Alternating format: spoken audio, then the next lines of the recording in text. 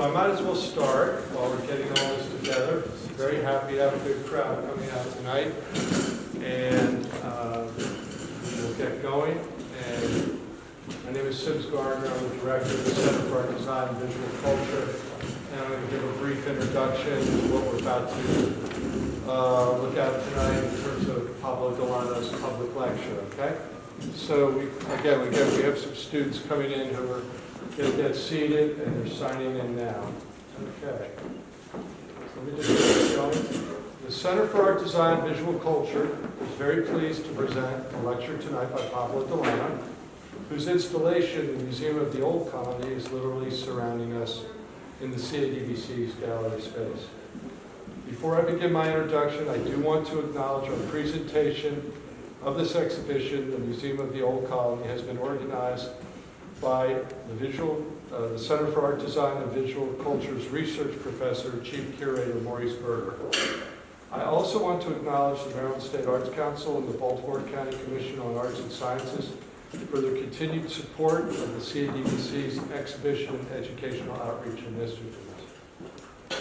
Tonight's lecture is entitled Uncovering the Museum of the Old Colony. Pablo Delano will trace the development and growth of his installation, the Museum of the Old Colony, the title of which derives its name from a U.S. brand of soft drink named Old Colony, popular in Puerto Rico since the 1950s.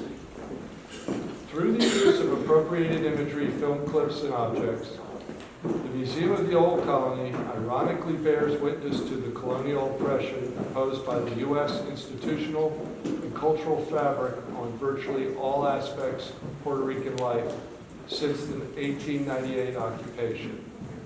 With sardonic humor, the Museum of the Old Colony references traditional anthropological museums and their use of ethnographic imagery and didactic texts.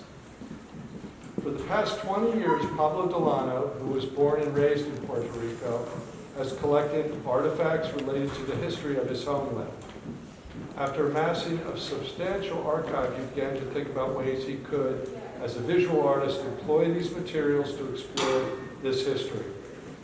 What he has created is a dynamic, site-specific art installation that examines the complex and fraught history of U.S. colonialism, paternalism, and exploitation in Puerto Rico. His installation challenges as well the ways traditional museums of history and anthropology tell this story. Just so you all know, earlier versions of this project have been presented at the Alice Yard Art Space in Trinidad and Tobago, the National Gallery of Jamaica, the 7th Argentine Biennial of Documentary Photography, King Juan Carlos I of Spain Center at New York University, the Museum of Contemporary Art of Puerto Rico in San Juan, and the Hampshire College Art Gallery in Amherst, Massachusetts. It's important to note that the Museum of the Old Colony lives in the permanent collection of the Museum of Contemporary Art in Puerto Rico. Please help me in welcoming Pablo Delano.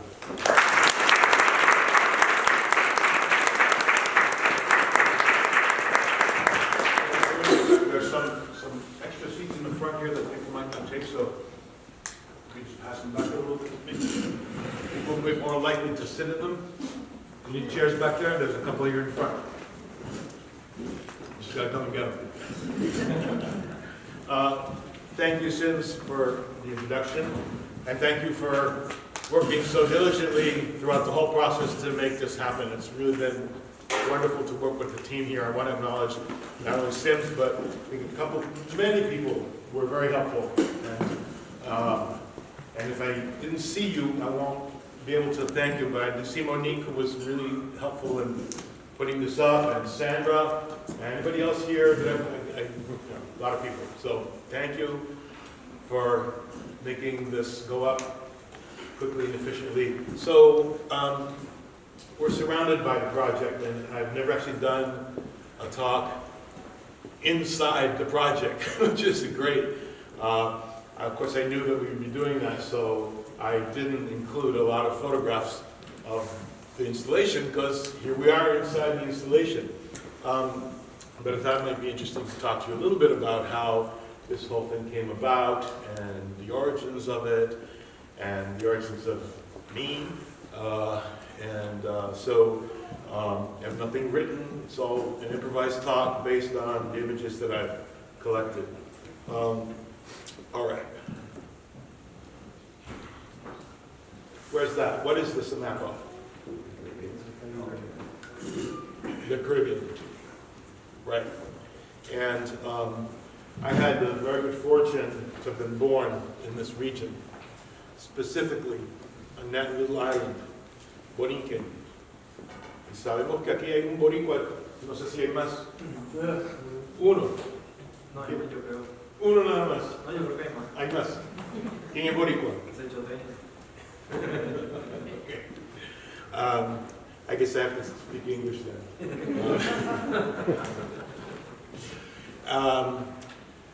So, for whatever reasons, you know, I saw the light of day for the first time on this little island, and not long after that, it looked like that. But that little baby was surrounded by all of this from day one. We were fortunate to live in a place where I could gorge myself on mangoes until I got sick. And believe me, gorging myself was worth getting sick. Quenepas, bird of paradise, ginger flower, all this was just around me. So the sheer beauty of the surroundings had a very profound impact on me from the very beginning. But I was also fortunate to have been raised in a household with two extraordinary parents who had an enormous appreciation for the island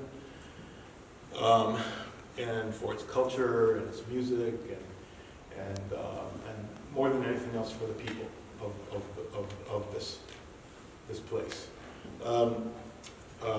We, as children, my sister and I would be taken by our parents often to the countryside, exquisitely beautiful countryside and landscape. And sometimes we'd also be taken to cultural institutions. One I remember particularly well was this place, Museum of Natural History in Muñoz Rivera Park in San Juan. It was a stinky, dingy museum with wooden cases with artifacts inside, mostly dried up animals that smelled bad. So it's kind of a scary place, but this was my first experience of a museum, and I remember it very clearly, to the point that I actually went back, and it was very hard to find a picture of this museum, believe me. But I remember the wooden cases and the things on display, and that sort of, I guess in some way, infected me with this curiosity about what's a museum, what's it for, who makes museums, what are they about. In any case, this was one of the little components of my childhood. The other thing was that I was pretty much free to roam as a kid and saw many things as I roamed around the city of San Juan, including U.S. sailors, because there was an enormous Navy base in San Juan. Sailors would come to port and strut around in their very pure white costumes, and kids would try to sell them souvenirs, give them shoe shines, and I was struck particularly by overwhelming sense of arrogance. I mean, even as a kid, I noticed that, and it bugged me. They seemed to be kings of the world and treated everybody else as if they were there to serve them. And they would walk around like this in groups. So that I have this memory of witnessing this as a kid. Another thing I remember being aware of from the time I was very young was question of income inequality. You know, my parents were artists, they weren't rich, they weren't poor, so we lived in many worlds, and we would go to the countryside and I would see people that really didn't have enough food, and they led a subsistence life. And when occasionally we visit a resort hotel or a tourist hotel, I saw people put into the denigrating position of having to serve people who obviously had, you know, vast amounts of resources and wealth and money.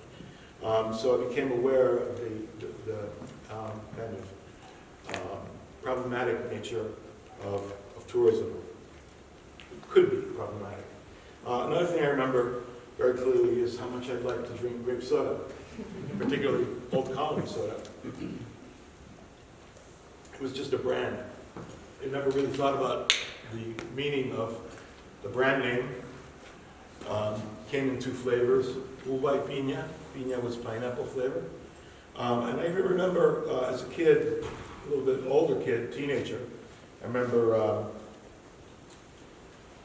the Old Colony commercial.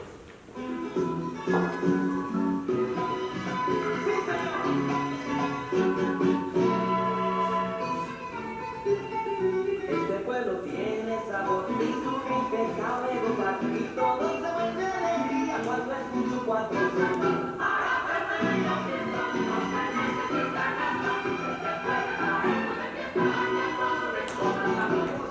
Este pueblo tiene sabor y el sabor que gusta es el de...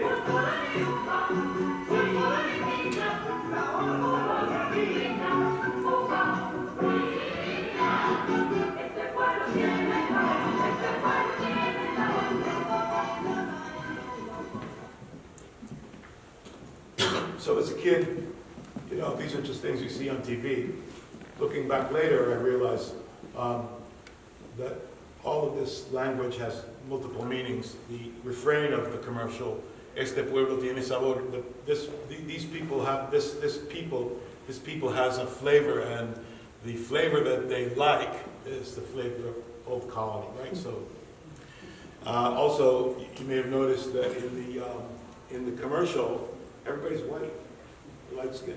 That's really not a representation of the population of the island, right? But that's the way that Puerto Ricans are often portrayed in media and TV. There's a seat, there's a chair down here if anybody wants. Are there any more, Sims, is there any more seats, or are we all okay? We're out. Okay, we're out. So you can sit, I won't feel bad if you all sit down. Anyway, in school, of course, we were taught that Christopher Columbus discovered Puerto Rico. And here's the monument to him in Plaza Colón, Christopher Columbus Plaza in Old San Juan.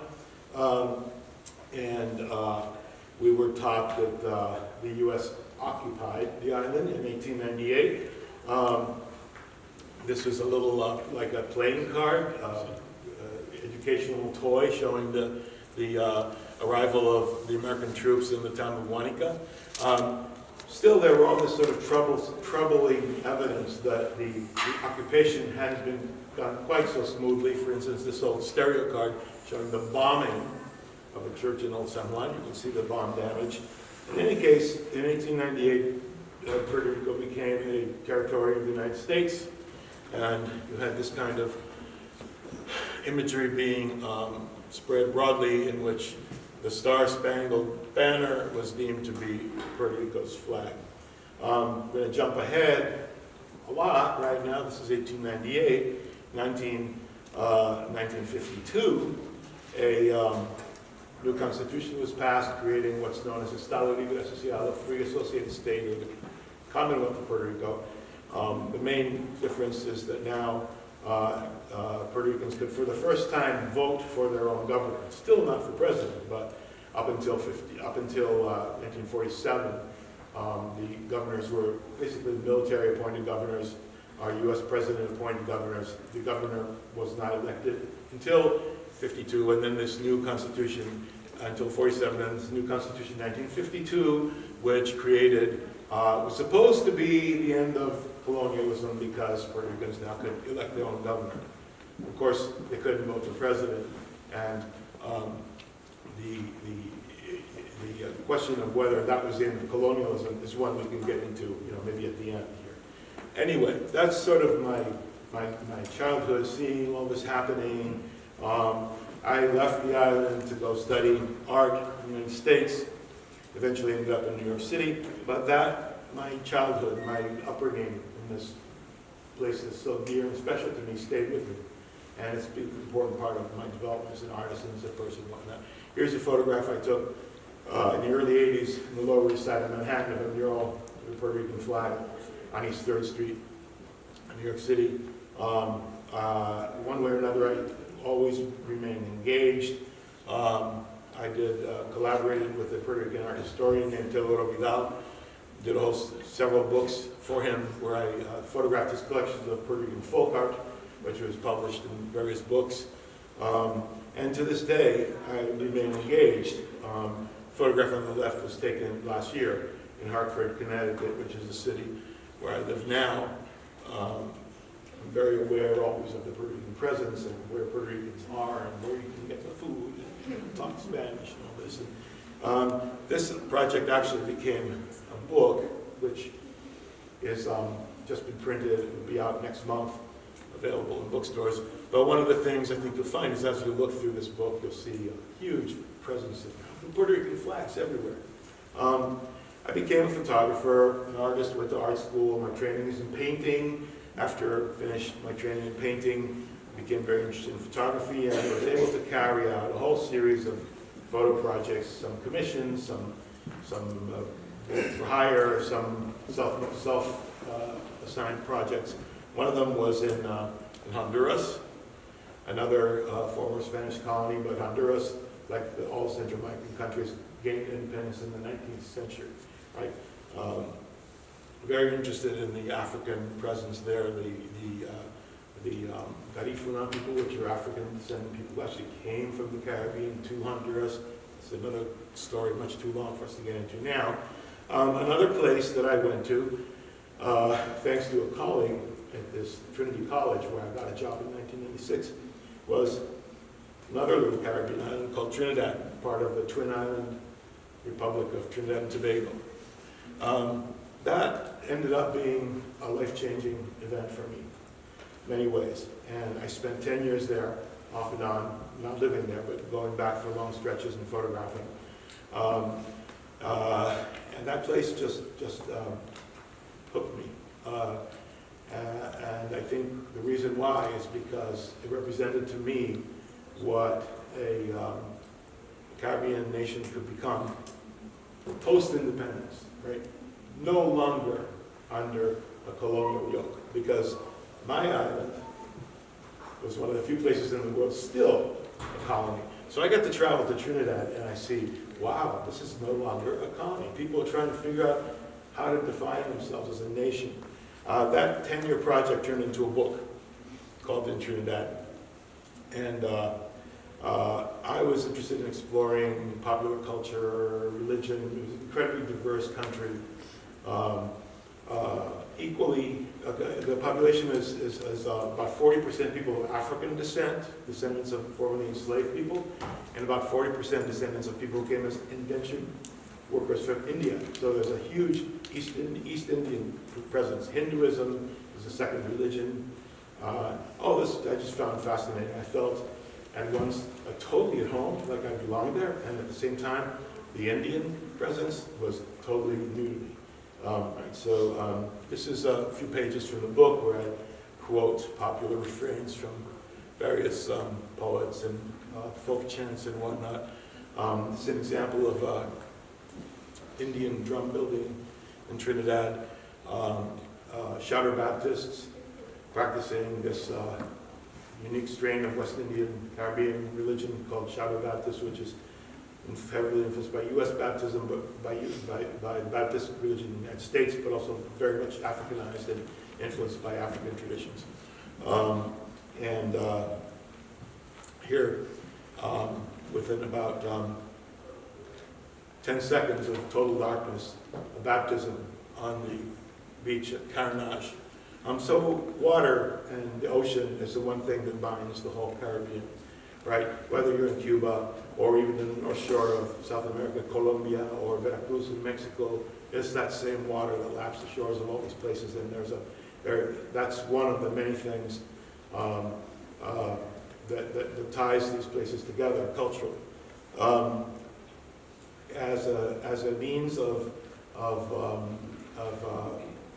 celebration, but also in a deep meaning, in a deep-seated way of emancipation, Trinidadians celebrate something called Carnival.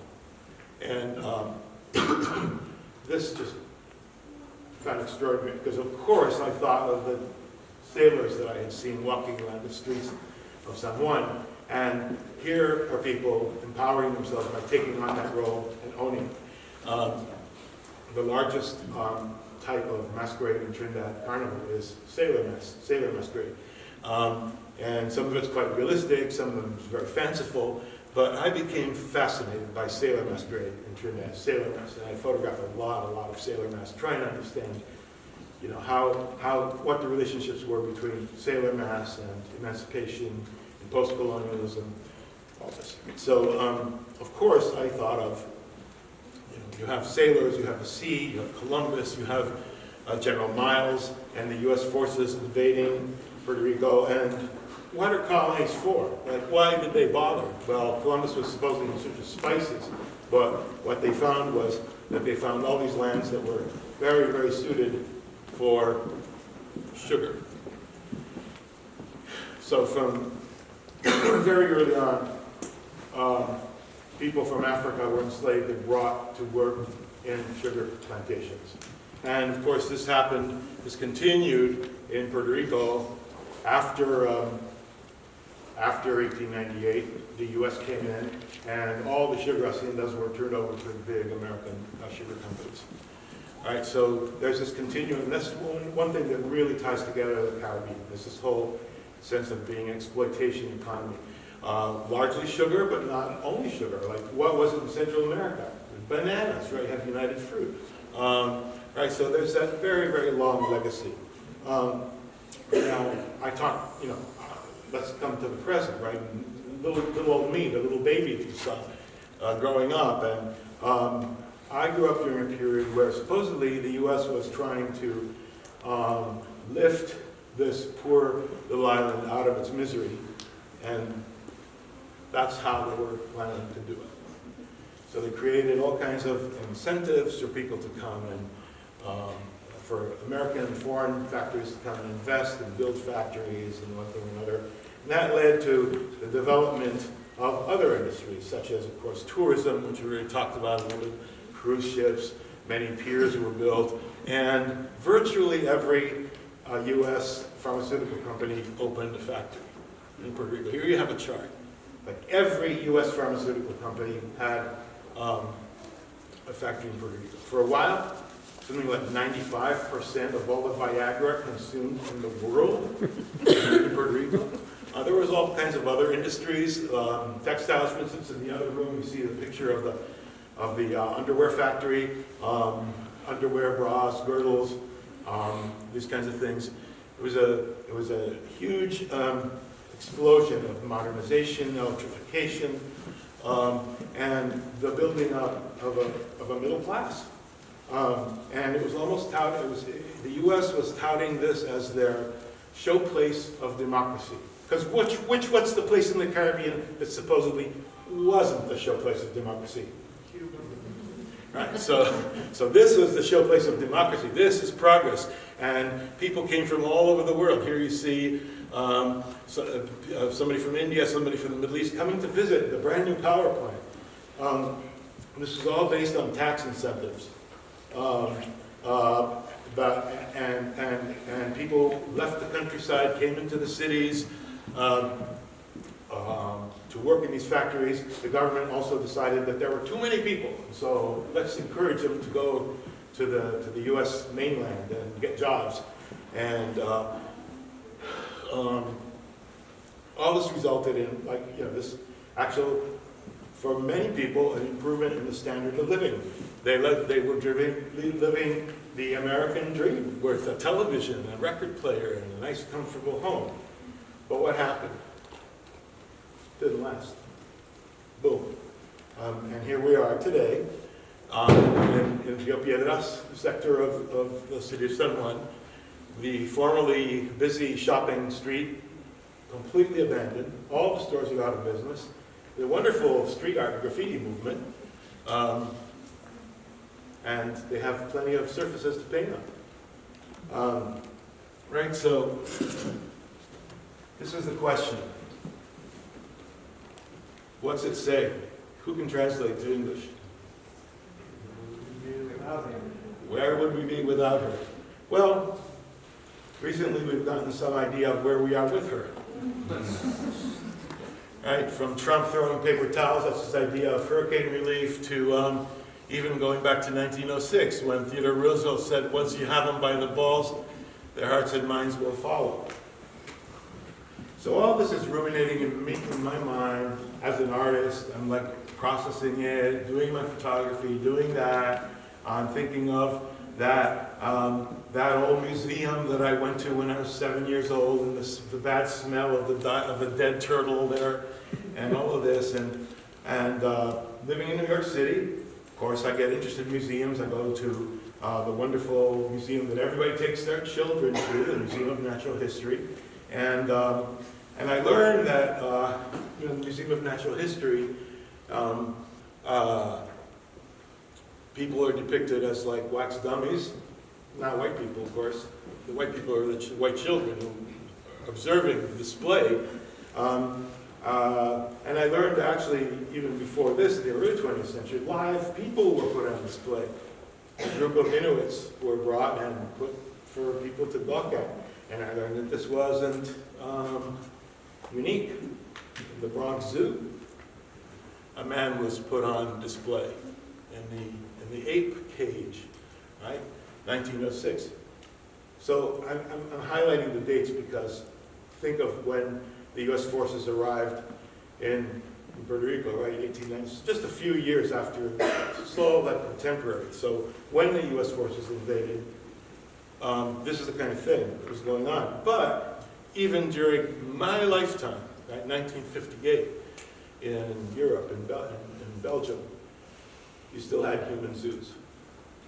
Right, so around this time, I became interested in the way that those invaders decided to depict Puerto Rico. And I started collecting books and photographs, and there's all this stuff available very cheap because when the US came, they produced this massive amounts of books and stereo cards and whatnot because they were trying to sell the colonial experiment to mainland America. They're trying to convince people in the United States that the United States should have an empire and that colonialism is good, and they're doing the right thing by taking over these lands and places. Right? So the first book I actually got is one called Our Islands and Their People. Some of you know it, which has a picture. This is the photographer, Walter Townsend. This is how he chooses to be depicted in the book.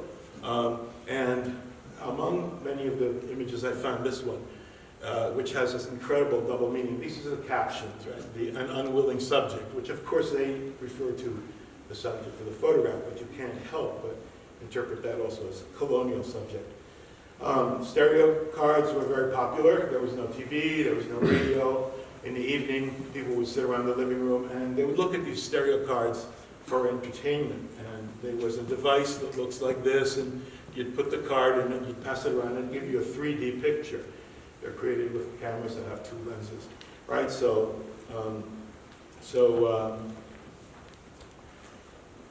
a lot of the photographers who went created stereo cards, and this is how mainland America, mainstream America, got to learn about their new colony through images, like this, in which these people are depicted as described as newly made Americans, right, by conquest. And then in the magazine, the American magazine called Puck, you have, incredibly horrific cartoons like this, where the islands that were acquired by the U.S. through the Spanish-American War are depicted as, dark-skinned children, badly behaved children in the front. Of course, the levels of racism in this kind of illustration is beyond belief, right? The Native American is sort of in the back, the Chinese is like outside, not even allowed in, and the African American is depicted like all he's good for is to clean the windows. So I'm confronted with all this. It's like, as a visual artist, drawn, I'm compelled to make art out of it somehow, to process this, to try to get at the essence of all this thing. These were people masquerading as sailors and assuming some of the character traits of those arrogant sailors. I also started to collect images of sailors sailors in San Juan from the time I was, from the time I was a kid, a little bit before. So the picture on the left is an actual snapshot that I got on eBay for, I don't know, $5 or whatever, of a U.S. sailor coming out of a nightclub. The picture on the right are masqueraders from a band called Sailors Astray. They're playing sailor. And so this idea of play became very important to me. It seemed like through play, I could address some of these issues in a way that would grab people and make them pay attention, and then twist it on them, right? Make them, have them question for themselves. Meanwhile, Old Colony remains in production, and this is a updated can from about 2016. And that's in my, in that hopper of ideas. Ultimately, it all came together as the Museum of the Old Colony, which is a work of conceptual, performative art, employs a methodology of appropriation, which, as you know, is very much a vocabulary from the 20th and 21st century. And I started thinking, well, I need to make a play museum where I can play the colonizer, but turn it, right? So, let's begin uncovering the Museum of the Old Colony. One of the things that you might find interesting, maybe not, if you don't find it interesting, let me know. I like interactive items. You can throw mangoes, papayas, guinepas. So let's just talk a little bit about the methodology. First of all, it's a methodology that depends on the archive. This is my pretend archive. It's not my real archive. It's just pictures I got in an archive.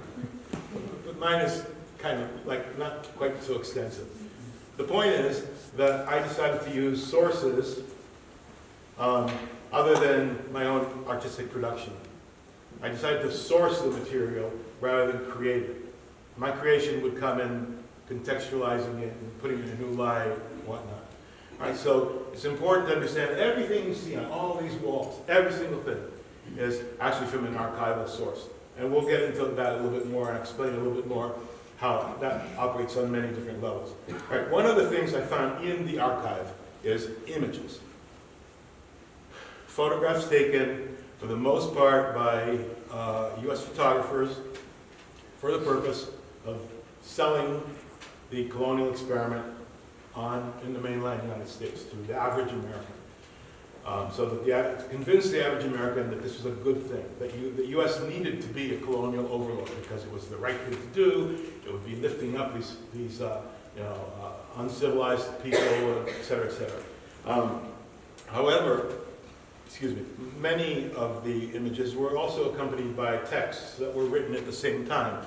Right, so you have the images, but then you also have the texts that accompany the images. And this is the idea of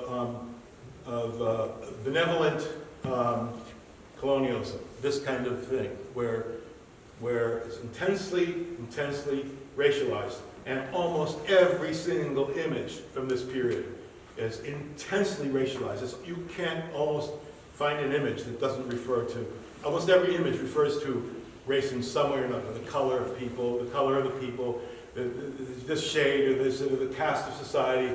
The picture's straight back of the colored belle with its caption about how she's of the upper crust of her type, this kind of thing. Relentless. So I decided that this kind of language had to be outed. It had to be thrown out there. People find this unbelievable. Often I've had openings and when I've been in my exhibitions, people who have come to see the exhibitions come up to me and they say, they ask me, oh, those are satirical, right? You wrote that. And so the reason that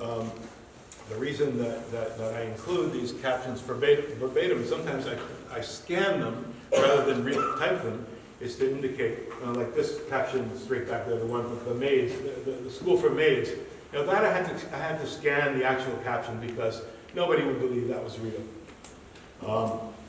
Right, so number one, you have the images. Number two, you have the captions.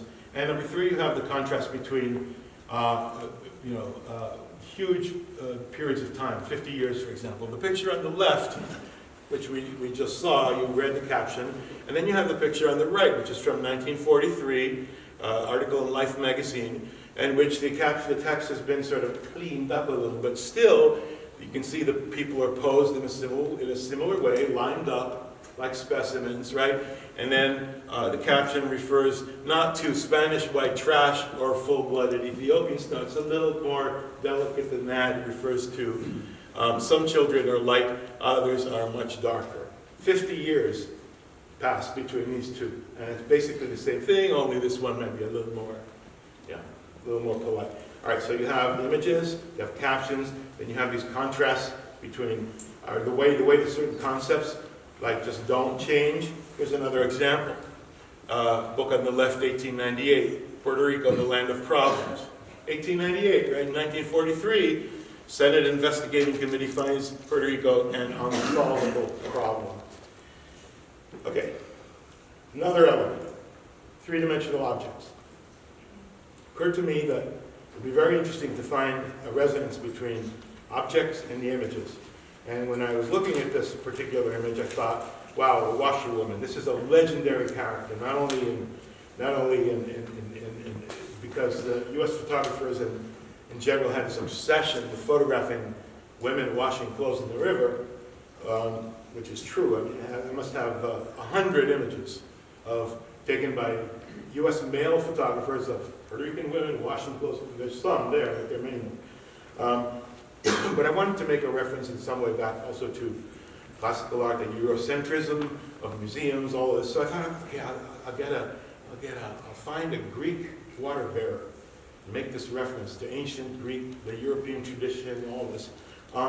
Then I found through research that this, after I acquired what I thought was the perfect statue to contrast with the image, that this is the story of her.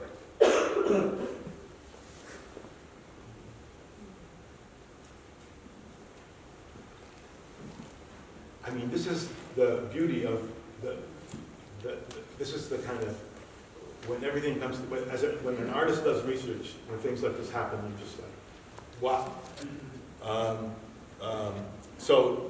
So three-dimensional objects, and then embedded in that is the research that goes into the objects and the meaning of these objects, which, people, I mean, I can put a sign, Somebody might come in here and know Greek mythology and figure it out. That's kind of my thing. It's a very rich thing. Like there's a lot to see here, and it might be even overwhelming to present all this, but it adds another layer. Okay, another thing, the component is attribution. And that's a difference, I think. I appropriate all the stuff, but I attribute it because I want people to know that it's not Photoshopped, it's not invented, I didn't write the captions. I hope you all got at the front desk the flyer. If not, you get one on the way out. But everybody who comes into the second visit is supposed to be handed a sheet that contains a list of where every one of these things came from. Right? The publisher, the photographer, if they're known. If you've done any research in archives, you know that when you go into an archival museum, you put on your white gloves, you go in the room, it's climate controlled, and then you get handed these precious documents, and they all have a little stamp in the corner.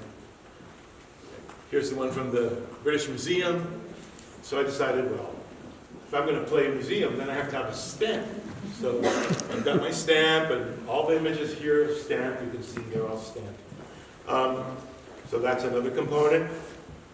We have the video component, because all this material is continues through motion pictures. Some of you have seen the various video presentations we have here that are compiled in the same way that this stuff is compiled, right? It's appropriated from all kinds of sources. The sources are identified on the sheet. Finally, what's a museum without a website? So y'all can go look up here. I tried to update it. There's pictures of this installation already on this website. How is it that I can put it all together? One thing I find very helpful is kind of my methodology is I do build a scale model. So you can see the picture on the left is the model of this space. And I print all the pictures out really little to scale, and then I go to play. I just have, I just arrange them and try different groupings, theme-based groupings, whatnot. Tape, glue, working out the relationships. Well, Sims, I'm not sure if you know this, but the next stop for the installation is a big building in Fifth Avenue, New York.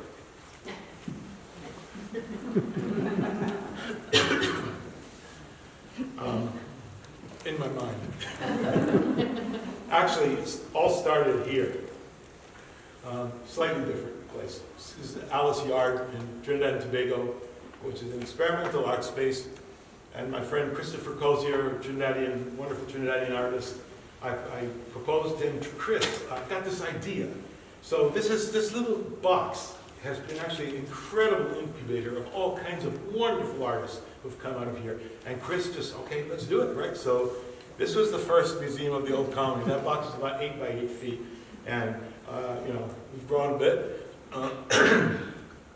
Ideas have grown. Every iteration of the Museum of the Old Colony is different. This started with 11 by 17 photocopies. And I decided that one wall should be all photographs that fit into a particular genre, which I call natives bearing burdens, because one of the things that outsiders seem to particularly be fascinated by was people carrying things on their head, particularly women. So this was the first iteration, and subsequently it went all over the world, grew, it got bigger and bigger. This was at the 7th Argentine Biennial Documentary Photography in Tucumán, Argentina. Then it was at NYU, which was a kind of challenging space, a wonderful space, but one of the things I enjoyed most about it was that I wasn't limited to the gallery itself. I could play with other spaces, so there's a conference room there where there's a portrait of King Juan Carlos II, and I got to sort of make fun of him because I put other things on the other wall that related to him. This is a bigger picture, a broader picture. I was very, very happy, though, that I was invited to produce the show at the Museum of Contemporary Art in San Juan.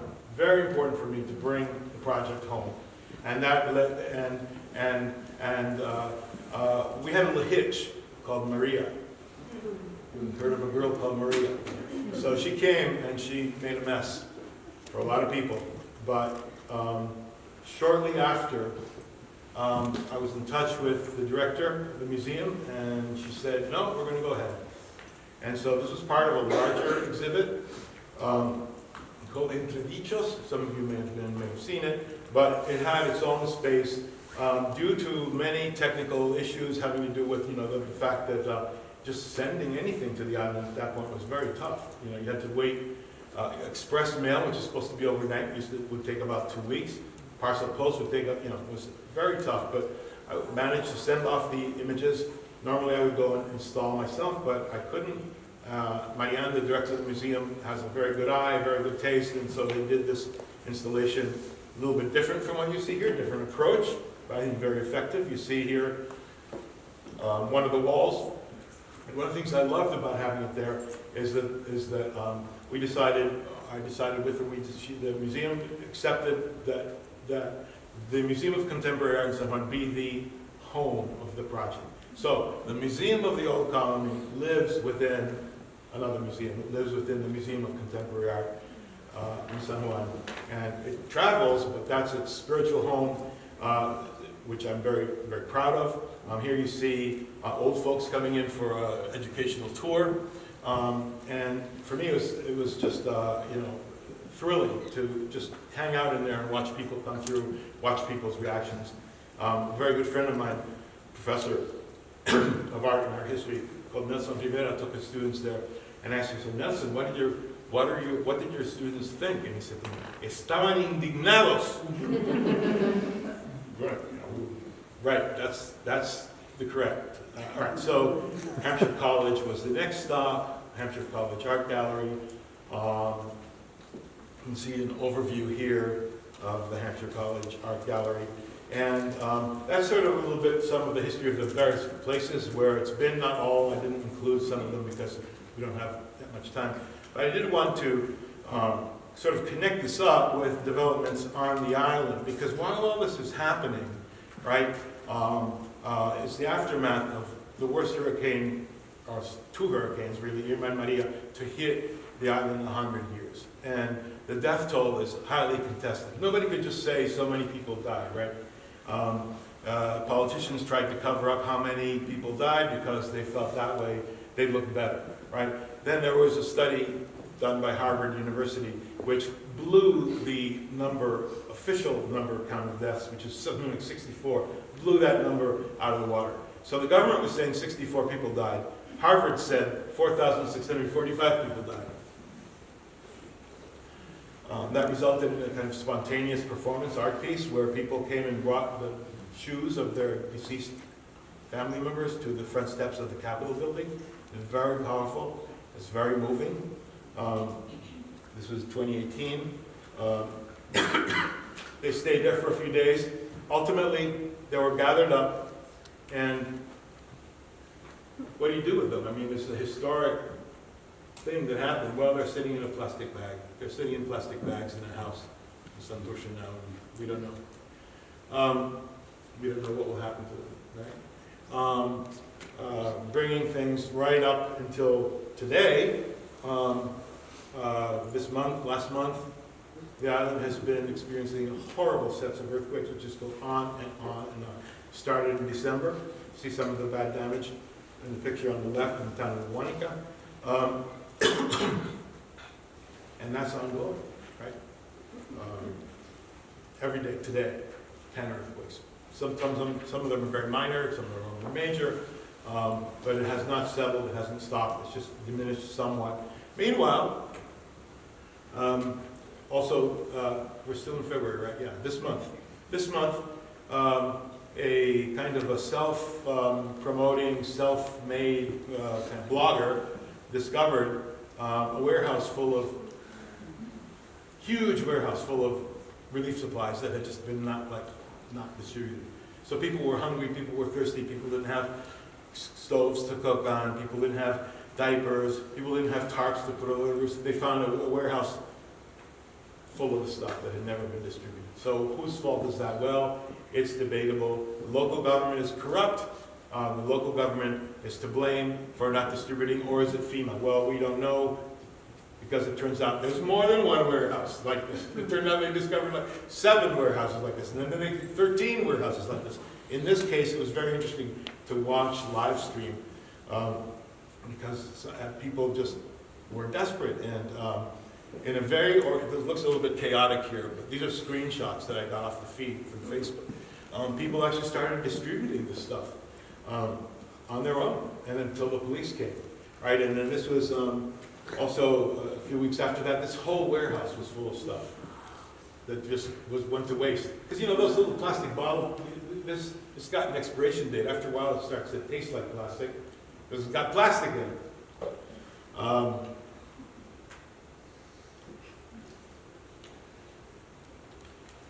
right, so meanwhile, down the road here in Washington, the Trump administration decided that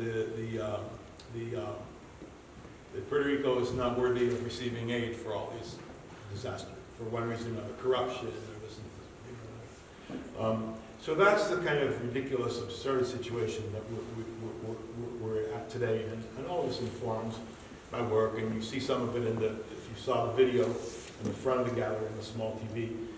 It's not updated to this point because all this took place after the show opened here.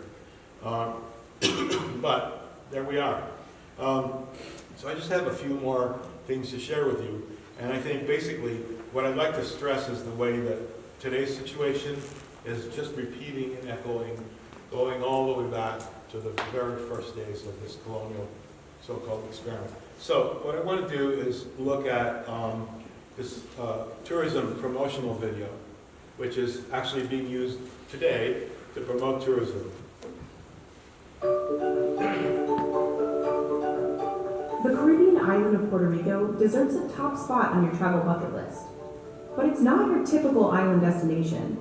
While it may be easy to relax at fancy resorts, there are plenty of opportunities for more authentic experiences. Once a Spanish colony, Puerto Rico is now a U.S. territory, with unique influences from Spanish, American, and native Taino cultures. What's missing?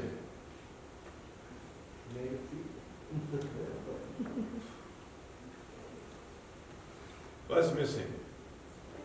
African people. Like her. She comes out in the video, but they can't acknowledge the African heritage and all the cultural contributions the African people made.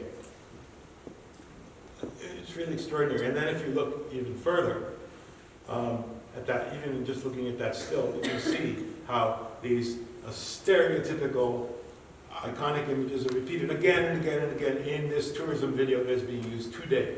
Like if you look around the corner, you see the little girl sipping coconut water through a sanitary straw, that's what the caption says. And on the right, picture on the right, the boy is chosen as the most perfect child of Puerto Rico, chosen by tourists at the Caribe Hilton Hotel. Look, the pineapple in this still from this current film, right? All of it is in there. All of it is being evoked, right? And here we have Old Colony, produced in 2019. This is the new design of the can, post-Maria Old Colony. Just have a few more pictures, because this is obviously a continuous project. It goes on and on. I'm constantly finding new source materials, discovering new videos, new books, postcards, experimenting with new ways of making it, putting it out there. And so one of the things I'm doing is actually focusing. I'm very interested now, this is my personal, this is in the 1960s, which is supposed to be this wonderful land of milk and honey with industrialization. Now everything's getting a little better now. But then if you look at some of the comparable books, all this stuff, right? Putting out in the 60s, which is supposed to trying to sell the idea that colonialism is over, we're on the road to progress. I'm finding these books absolutely horrific, and so I'm actually photographing the pages of the books. So as an artist, you enjoy things like trying to capture the texture of the strips of the paper and the way the letterpress type pushes into all of this kind of stuff. But one of the big issues in the 60s is reproduction. The U.S. decided that Puerto Rico had too many people, so two things happened. Forced sterilization of women and invitation, the birth control experiments, which were deemed too risky to carry out on American women in Boston, Harvard, were brought to Puerto Rico, and women were kind of coerced into taking these mega dosages of birth control pills and whatnot. And so during all of that, and this is how it's written about, with the universal fertility of the poor, the Puerto Ricans kept shooting children like cannonballs at the rigid walls of their, this is like 1963, right? So this is one of the new pieces that didn't make it into this version of the show yet. I'm also fascinated by a lot of these books that were put out in the 60s are now not deemed worthy anymore, so libraries are getting rid of them. So I'm very interested in seeing these books that were all about how Puerto Rico was the showpiece of democracy now have been deaccessioned by libraries and have the deaccession stamps. Puerto Rico was once a symbol of American imperialism, and not a very happy one. Today, it is again a symbol to many, this time a proud symbol of American ingenuity, innovation, and humanity, and of Puerto Rican vigor and enterprise. In today's world of political turmoil, on and on and on, and of course the paragraph ends, and this is America's answer to communism. So, my last image is actually a scan out of the Same Life magazine that we saw earlier, the Same Life magazine. So there was a headline in the Life magazine, which I think is just as ironic as everything else I've presented here. And there you go. So thank you very much, and I'd love to have questions and discuss with you.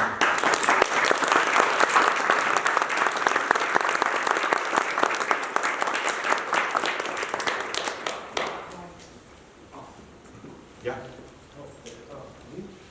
Okay, first of all, it was a quiet day off the coast of southeast, southwest Puerto Rico, only 19 tremors, okay? 2.0 or above.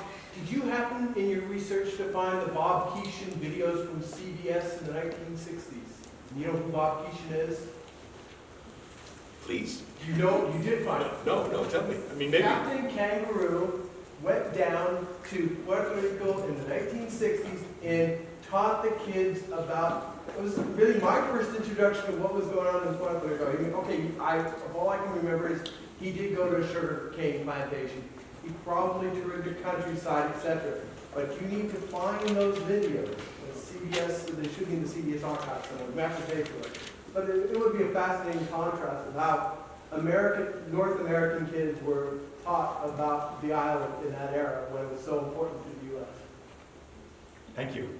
I will definitely look that up. I do have Sesame Street videos. This is Captain Kangaroo, a little bit more. Captain Kangaroo, yeah. Great, yes. Okay, No, behind you, then. so I was just wondering, because I completely agree with how the United States government is treating Puerto Rico, and how the UN is, the U.S. doesn't have to report the state of Puerto Rico anymore as a colony, but I was wondering, with the recent protests that were in Puerto Rico and how the people did manage to make a difference and get their one governor, or got them to resign, even though, of course, the rest of the legislation is relatively corrupt. Do you think that there's do you think that the people's awareness of the issues provides any kind of hope for, any improvement in the issue? Or What do you think? What do I think? I have hope that it does. I think that, the fact that they were able to actually make a change is one of the better examples of people being able to have their voices heard in an effective manner recently, and I know that it took a long time, and I know that it was really an across the United States effort, and that they had folks in New York and here as well as in San Juan, and that it took famous people speaking out. But I think that I think it can, essentially. I completely agree with you.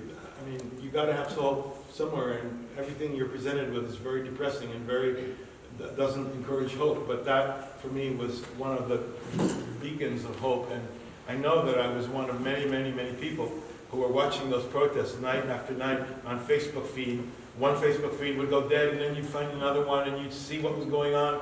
And then the police would make these announcements that were unconstitutional, by the way, saying they actually said we're suspending the Constitution as of 11 p.m. and from now on, so be warned, we're going to be shooting. And then in the city of Old San Juan, which is a very small city with narrow streets and people living there, pets, children, they start throwing tear gas. It's not like here where you have insulated buildings because there's winter. So all this tear gas is getting in people's houses, little babies breathing it. Nevertheless, the degree of outrage and the way people came together, especially young people, right, and tireless, and it was just, and look at what happened, right? The guy had to resign. For shame, he had to resign.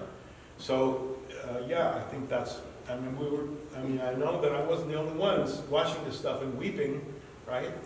Just, you get very worked up.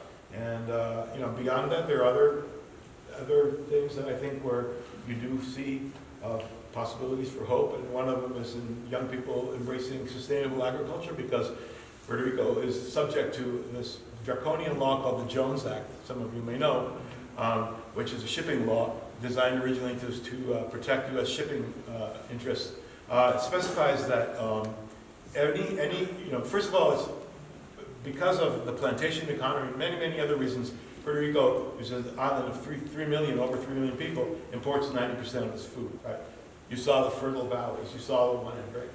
So the Jones Act specifies that all the food, anything that's imported by ship, It's got to come on a ship that was, the boat has to have been built in the United States. The sailors have to be American.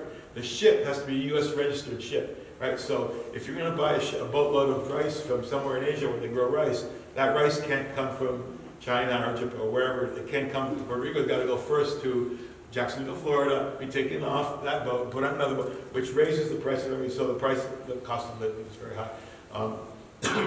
So sustainable agriculture is a way to get around growing our own food, you know, and there's a whole generation of young people doing that now. You know, so there are places where you see hopeful signs. What else?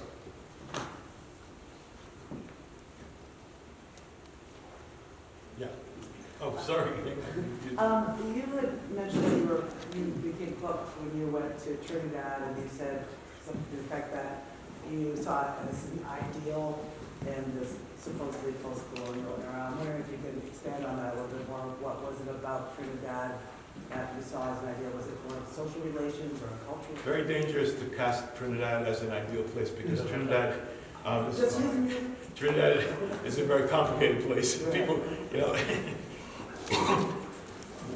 what I saw in Trinidad is, again, it's some gleam of hope in the sense that people were, this is a new nation that didn't have to report to a colonial overlord, and it was trying to figure out how to define itself as a nation, still is trying to figure out how to define itself as a nation.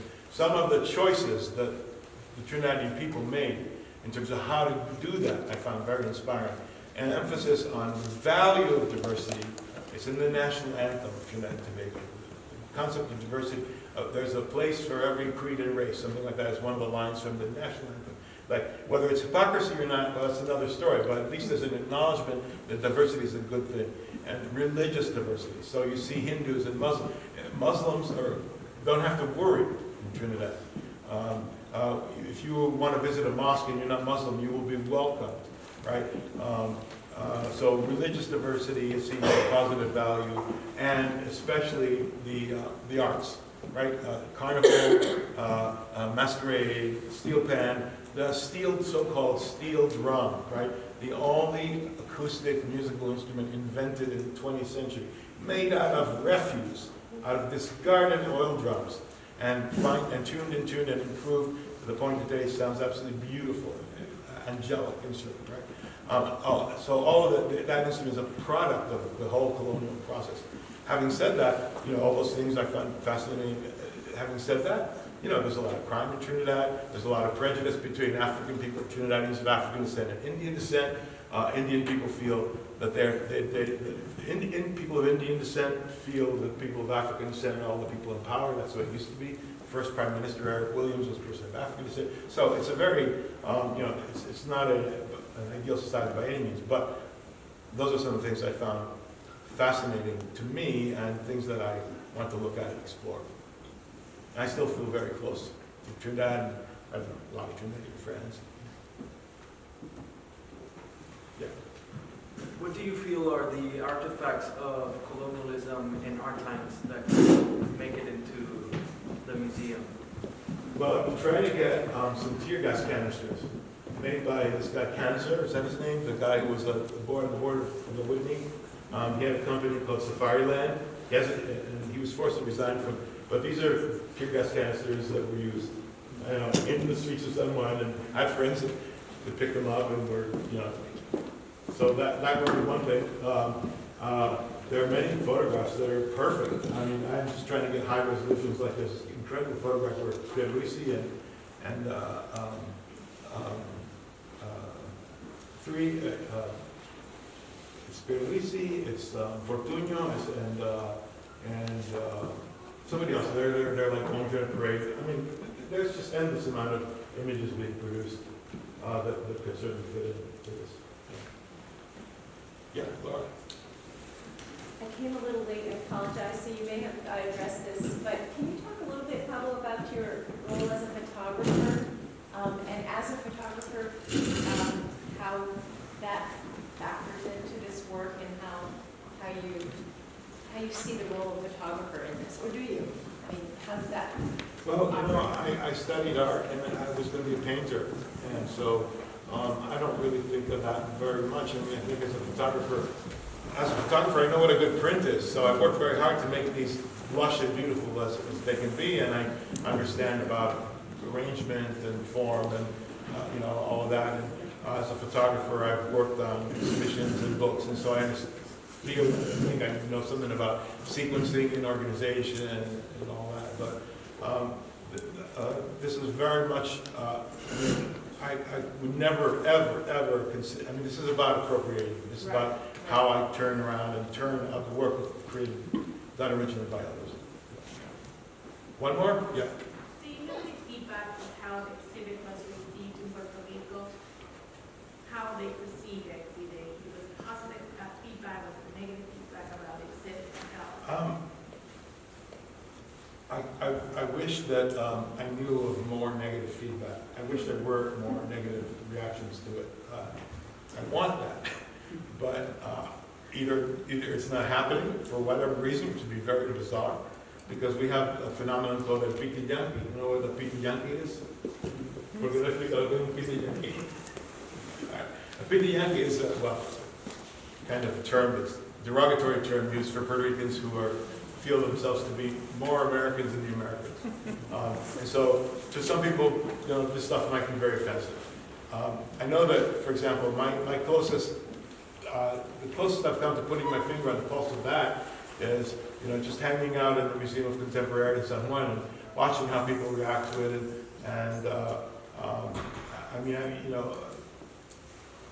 One of the things that people, artists or the public may not be aware of, that artists experience, not just in works like this, other kinds, especially photography stuff, is how small the world really is. So that just from hanging out in the installation in the museum in San Juan, I met several people who either knew people in the pictures, or knew they were their family or their aunt, or this is the titi of somebody else, or and so it's real. People connect, and it's not just these pictures and as abstractions. And then it served as a vehicle for some people who saw it to share their memories of these times. They would just come gushing out. I mean, we all know people who had carpetas. They were being surveilled by the police, and there was a certain point when through Freedom of Information Act, people could get their police dossiers. So this is very real. That's why I asked in the beginning how many Puerto Rican people were here, because there's a lot of stuff in here that, I think that there's a lot of stuff in here that most people who are willing to open their eyes and observe will take away from it. But Puerto Rican people who have lived it will experience it in a different way. They'll know, for instance, that many times I've been asked, oh, that's such a funny picture of the fat lady on the rooftop in New York City waving a Puerto Rican flag. And I said, yeah, thank you. Nice picture of the fat lady. Well, her name is Doña Felisa Rincon de Gautier. She was the mayor of San Juan for many, many, many years. And so, there's those kinds of things which you may or may not know, but, it just can be read at many different levels. Quickly, the Puerto Rican assault, or the independence assault on the U.S. Congress in the early 50s, I think, is that, when you go back and look at the archives, do you find any photos that give that sort of racial twinge to it? There's Lolita right here. Okay. Oh, yeah, there is, sure. And this picture was on the cover of the Washington Post, and the headline said, "The terrorist who wore lipstick." That was the headline in the Washington Post when she was released, because Carter pardoned her. I see, okay, one more, and then It's kind of hinging on someone's question, and because you both went into this exhibition in a variety of places, she was asking about reactions in Puerto Rico, and I was just curious about reactions, maybe questions that you've heard over and over again, like you were saying earlier about the captions and how people were so dismayed and appalled by that they don't believe they're real. Are there other patterns that you picked up on in terms of reactions to this kind of history that you presented? not really. I mean, the one reaction that I say, a very simple reaction, is just basically, I didn't know. So thank you all for coming out. Thank you.